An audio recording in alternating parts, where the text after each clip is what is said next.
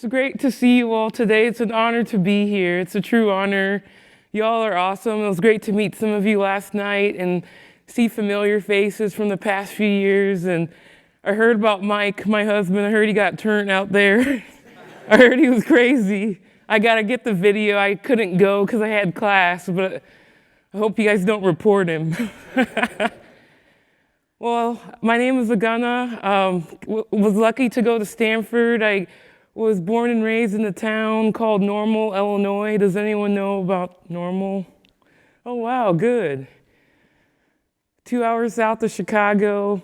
Great childhood, very basic life. My parents came over to the U.S. from Nigeria after a civil war, and they sacrificed a lot and gave up a lot of things to come here, and they worked so hard to create opportunities for us. They were hoping to go back to Nigeria after the war and after they finished with school here, but then they had me, and they were like, well, we have to give her the best opportunity here in America. So I'm so thankful for that, and I don't forget that. And so I just kept working hard. It was hard to be an athlete, believe it or not. I never thought I would be one because I struggled with asthma my entire life, especially when I was younger. I actually spent more time in the hospital, more hospital days than recess days, all the way up to about 8 years old. I asked doctors, would I be able to compete? And they said, probably not. It'll be probably pretty hard for you. We can't even let you do recess. What more compete? So to be banned from recess as a child is a jail sentence. To see everyone running outside and playing and having a good time, and I just watching them play, it was hard, but I think I became grateful. I became grateful for the times when I could participate, and I was really inspired by another fellow Illinoisan, Jackie Joyner-Kersee. Has anybody heard of her? She was an incredible athlete. She played basketball, volleyball, and track and field in Illinois, and she went on to do that at UCLA and won multiple gold medals in the Olympics. And so I didn't know that she had asthma, so when I saw a commercial of her talking about her asthma, I was blown away. And so that was the first time in my life where a barrier for me was lifted, and I said, I'm gonna work towards that. So I just started walking slowly with my parents, trying to build my conditioning, trying to get better slowly. Slowly but surely, I made it. A lot of setbacks along the way, a lot of hospitalizations, a lot of ambulance rides, but I made it somehow, and I was grateful for that. So I just share that story to inspire you to keep going no matter what setbacks you may have. And for me, the setbacks continued, but you just keep trying. Because once you overcome one hurdle, you just keep going because you have the strength and you have more tools to keep going forward. And life is not easy. I know a lot of the times we talk about things being really easy, but it's really not. And I think to learn to be resilient is the strongest thing that will help you. And I can say for a fact that every single one of you here can do whatever you want to do. As a football athlete, it's so hard. Football is hard. Y'all are crazy. Even watching Hard Knocks, sometimes we love that show. You hear the coaches when they mic up the headset. I'm like, wow. So if anyone in your lives tell you, hey, you can't do that, it's really challenging, I don't think you can do it, that's not true, okay? And I trained pretty hard, but you all have trained probably harder than I have. And I can tell you for a fact that whatever anyone says to you that's hard, it is certainly not true. You can do it for a fact. You just have to put your mind to it and you will get it done for a fact. And my husband uses that football mindset every day. He's my greatest inspiration. He's gotten me to where I am. So fast forward a few years, I played volleyball for a long time, and I said, you know what, I still want to go back to medical school. I've always had a dream of being a doctor. And Mike, instead of saying you're crazy, he said he's going to get me there. And so he's been supporting me every step of the way. We have a daughter, Anya, and I remember showing up to school with a stroller, and people are like, oh, no, she's not a student. And I'm like, hi, I'm a first-year medical student. And everyone was like, what? So miracles do happen, and I think Mike is a big part of that. He's really helped me to get through, made a lot of sacrifices for me to make it possible to go back to medical school and achieve my dream of being a doctor. And I share that story as well because you all have the chance to support your spouses in whatever you do. You all have the strength and the willpower to really go the extra mile for your family because you're just built to do that. So again, there's no challenge too difficult for you. I really want to get that point across. And for me, transitioning over from athletics into medicine, I thought that it would be completely two different worlds, that there was no way that I would be able to succeed and do well because I just thought I had a different skill set. But the more and more I got involved in medicine, the more and more that I learned.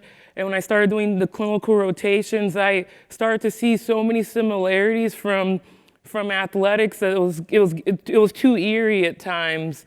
They're so similar. And if I talk to people in other professions and other fields, they talk about the similarities as well. So you all definitely do have the skill set to do whatever you want in your life. And I know for sure you all have the skill set to be a doctor if you wanted to. They always try and quote percentages like, oh, you're not going to do well on this exam, or you're not going to do well in this career, in this field. That's not true. All those percentages that they drop and give out numbers to scare people, don't listen to those because you all don't belong to those percentages. Those do not apply to you. And I wish that someone would have told me that a little bit earlier because I would have spent less time worrying about how I'm going to get there because I would have believed that I was going to get there. So I really hope that you believe that your skill set is transferable. And I think the greatest living example of that was Bill Campbell. And I had the pleasure of knowing him for a long time. And he's just so inspirational. And going to the Old Pro yesterday, I felt a little sad that he wasn't there. But then I quickly remembered that it's just an honor that I was even graced by his presence for a second. So, and he lives on today. Anytime I have a tough time or I'm trying to get through it, I can hear his voice saying, "Come on, Ogonna, toughen up, you got this." And I hear him telling me that all the time. And he was his best version of himself. He didn't try and be anyone. He came to Silicon Valley and he was himself, and I think people loved him for that. He was the same coach at Columbia. He was the same guy that competed as a football player. He just brought those traits into the workforce and into his life. And I want to encourage all of us to do that. You don't have to reinvent yourself. You don't have to change. Just be the best version of yourself, and you'll get there for sure. And I hope I really got that point across because I'm a living example of just, if there's a will, there's always a way. And if you all have a will, no matter what you want to do, there'll be a way for you as well. Thank you.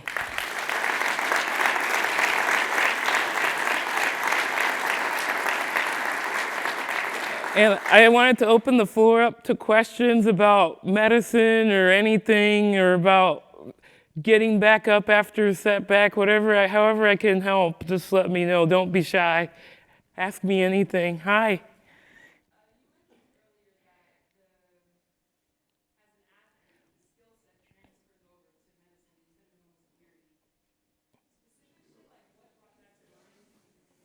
Yeah, that's a great question. So the teamwork for me, in medicine, you can't do anything by yourself. There's no way. It's just not possible. You have to work with everyone in the room. Every medical provider, you have to work with them, and you have to communicate well. You have to be a leader. You have to problem solve. You have to think on your feet because things don't go the way that they're planned, and you have to learn how to improvise and think quickly and critically on the spot when you're just never really prepared sometimes to do it. But I think athletics really prepares us for that, to be quick and agile with things. Yeah.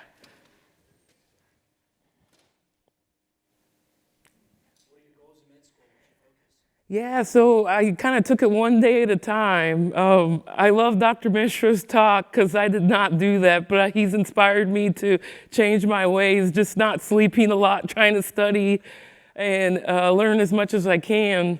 I never thought that I would want to be a surgeon, so I fell in love with surgery during my clinical rotation, and I thought it was just a phase. I thought a teacher gave me Kool-Aid, and the Kool-Aid didn't wear off. So I'm gonna go into surgery. I just took the first part of my step one board exams, and it was hard, it was a grind, but they went really well, thankfully. And then I'm gonna start my clinical rotation soon, and then I'm gonna get involved in some research. Yeah, so.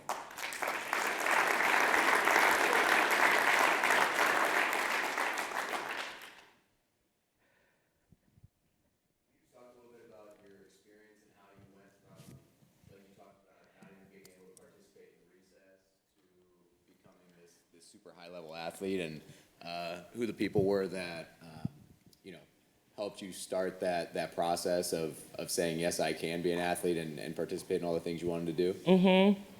So it first started with Jackie Joyner-Kersee, who lifted that mental barrier for me. And then the doctors were really helping me every step of the way, and they inspired me to pursue a career in medicine because they really invested so much time and energy in me and my success. They were there for me every step of the way. And the thing about medicine back then was your pediatrician followed you from birth, and I didn't want to let go. He was still seeing me when I was 26. I don't know if that was okay, but I just didn't want to let go because he was the one that followed me. Any hospital visit, he was there. And anytime, he was just always there for me and my family. So he was definitely a big inspiration for me in my life. And then of course, my parents, their story of resilience, their story of getting back up after setbacks and keep pushing. And my parents would always say, if there's a will, there's always a way. And just starting out with just walking around the block. My dad was really into track, and so he would slowly get us around the track and I started running a little bit, started to try and get more physically active, and actually helped my asthma a little bit. And then the doctors that I was working with, they were really advanced with the medications, trying to get medications that would help me to breathe better for longer periods of time. And so that helped me a lot as well. And just wonderful teachers too. Growing up, I had awesome teachers. And the cool thing about those teachers is they're part of your support network your whole life. So I went back home to study for my board exams, and I reached out to my second grade teacher, and I told her I was in town, and she said, oh, we have to go for lunch. And she surprised me, and I saw all my teachers from first grade through seventh grade. That was a really special day. So, and that was the inspiration that I needed to keep going with studying for boards, because sometimes the amount of information you need to know can be quite scary. But they said, Ogonna, as a student, you always worked hard, you can do this. So to hear people from your past life kind of give you encouragement again with your current struggles was real inspirational. So the teachers and the coaches were always patient with me and always there to push me. I really like coaches because if you find a coach that will be direct with you and really be honest with you and give you the feedback you need to get to the next level, that's the best gift that you can have. This is my third year hearing you speak, and every year it's incredible. Oh, thank you. That means a lot. I have to cut you a check, Venmo. Thank you. Your story is incredible, and you've obviously had a lot of influencers and coaches in your life. Has there been anything in particular you've done to take all of that wisdom and actually train your brain to retain it and live it? Yeah, I think taking the time to reflect, I think is very, very important. Just a few times a day, just sitting back and taking yourself back to your childhood, taking yourself back to your coaches, taking yourself back to your teammates. I think that's very powerful because that allows you to connect the dots. Because when I was in before I started medical school, I didn't really reflect that much about my career. I was almost trying to push it away and move forward. But then the time when I started to reflect about my career and reflect about those tough games or those tough practices and how I survived somehow, that reminded me that, hey, I can do this in medicine too. It's the same thing, it's just a different context. And I really hope you all believe that with future challenges. Sure. So can you kind of brush on some of the challenges that you had in transition into your next chapter being a surgeon? Can you kind of go into more detail about those challenges and how you fully transition? It will always be an athlete, but fully Right. into your life now. Yeah, no, that's great. I'm glad you asked. I always hate to put people to sleep, but I'm glad you asked the question about the path, so I'll do it real quick. So I remember being on the national team in 2010, and I loved being on the team, but then I said, you know what, I really want to get going with my life. I want to move forward. And luckily, Mike proposed to me, so I was like, okay, well, that's awesome. Perfect opportunity to try and move forward. But then I always had the idea of wanting to be a doctor, but I didn't know how. And a lot of people were like, you know, it's not in the card for you. Because what happened, so I graduated back in 2005. And so by the time I started to think about medicine again was in 2010, 2011. And a lot of my classes that I would need to be eligible to apply all expired. Because they like you to have, especially a lot of biology classes within the time that you graduate. And then also with the MCAT, I had to study for that. And I haven't opened the textbook in years, so that was another scary task. And so I figured out a way to apply to post-bac programs. So for post-bac programs, you can take all your requirements in 2 years and then apply to medical school, which was a great opportunity. So Mike was in New York, and so I applied to the post-bac program, to several of them, and I applied to one at Columbia in New York, and I told myself if I get in, then I'll retire. And then so I applied, and then I got the admission letter that I'm in.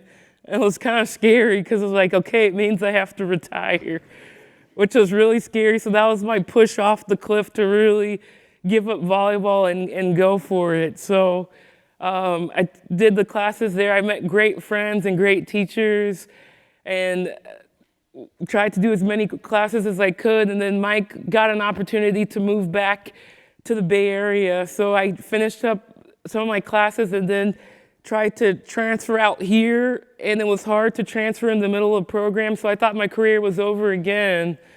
And then getting linked up with the right people, they're like, no, it's not. You can finish up the rest of your requirements at San Francisco State. So I was able to finish my requirements there and finally apply, and I was so happy to apply.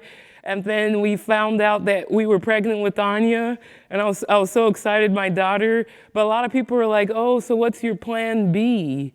I'm like, what do you mean plan B? I'm going to medical school. And they're like, oh, you probably want to reconsider that. I'm like, no, I'm not. So then when I show up with my stroller to class, I'm like, okay, I see what they were talking about. But I said, you know what? If there's a will, there's a way. I'm just going to keep going. I'm going to keep trying. Sure.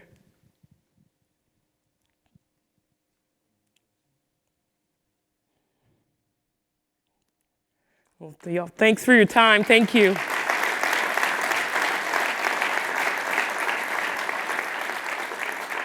Last question. Yeah. Any other comments that Bill Campbell ever shared with you? I know he sort of from time to time would challenge you. All the time. Like he'd say, come on, you can do it. I can't share all the words, but he was the best.